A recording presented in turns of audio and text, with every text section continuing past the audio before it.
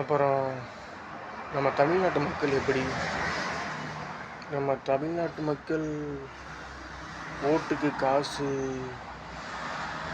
எப்போ வருவீங்கன்னு எதிர்பார்க்குற கூட்டம் ஒரு கூட்டம், இலவசத்துக்கு அலைகிற கூட்டம் ஒரு கூட்டம்.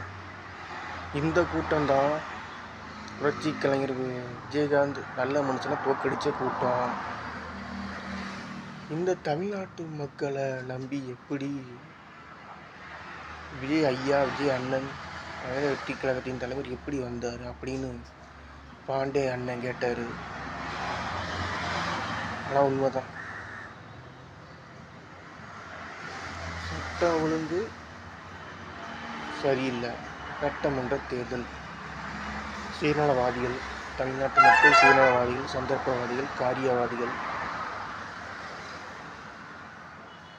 நல்ல எண்ணம் கிடையாது, நல்ல செயலும் கிடையாது. அப்போ அதுக்கேற்ற மாதிரி தான் மு.க. ஸ்டாலின் என்ற முதலமைச்சர் ஐயா உங்களுக்காக, உங்களுடன் ஸ்டாலின்.